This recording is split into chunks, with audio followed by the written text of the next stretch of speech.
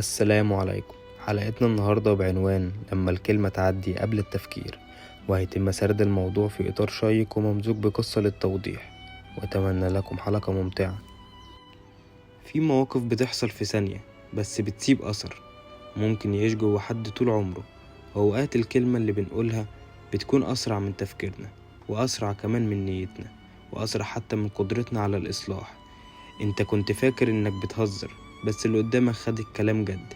مين فينا معداش بالموقف ده؟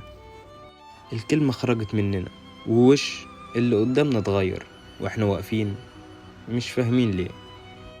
وزي ما في حكمة بتقول اوقات الكلمة بتسافر اسرع من نيتك، بس دايما تقدر تتحكم في سرعتها. وهحكي لكم دلوقتي قصة واقعية في اطار الموضوع. هالة شغالة في شركة دعاية، دمها خفيف وشخصيتها محبوبة. في يوم كانت قاعدة وسط زمايلها، الجو كان هزار وضحك، فبصت لزميلتها وقالت: هو انت نسيتي تسرحي شعرك ولا ايه؟ فضحكوا كلهم الا واحدة بس اللي اتقال لها الكلمة.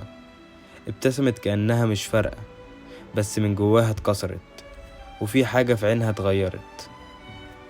ومن يومها بدأت تبعد وتيجي متأخرة وتقعد بعيد، وكلامها قل معاهم. هالة ما خدتش بالها في البداية، بس بعدين بدأت تسأل نفسها: هو أنا عملت حاجة؟ ومضمون هذه القصة إن الضحكة اللي بتوجع مش نكتة، دي علامة إنك محتاج تعيد تفكيرك في كلامك. ودلوقتي هحكي لكم ليه الكلمة بتوجع.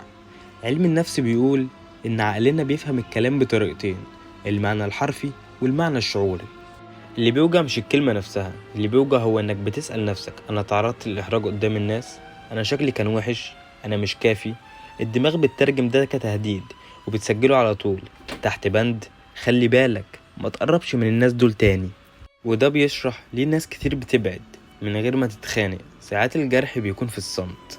النية الطيبة مش كفاية، لازم طريقة التوصيل تكون طيبة كمان. أوقات بيتم صدور ردود فعل حقيقية، وإن اللي بتوجع مش دايما بيتكلم، وإن الناس اللي بتتوجع مش دايما بتقول. ساعات بيضحكوا معاك بس بيبعدوا عنك بعد كده. تفتكر إنك اتغيرت أو هم اتغيروا، بس الحقيقة إنك وجعتهم من غير ما تحس. الأشخاص الحساسين اللي قلبهم كبير هم أكتر ناس بتستحمل، بس كمان هم أسرع ناس بتنجرح. تعرف إن أكتر الناس الحساسة هم اللي عمرهم ما بيقولوا إنهم اتضايقوا؟ وفي نهاية حلقتنا أحب أقولك: فكر قبل ما تتكلم، مش خوف لكن احترام. في فرق كبير بين خفة الدم والرزالة، والصراحة وقلة الذوق، والنصيحة والإهانة. والكلمة زي الهدية، لو ملفوفة حلو الكل هيحبها، ولو ملطشة محدش هيبص في وشك تاني. واسأل نفسك قبل ما تقول: هل اللي قالوه ده ضروري؟ هل مفيد؟ هل لطيف؟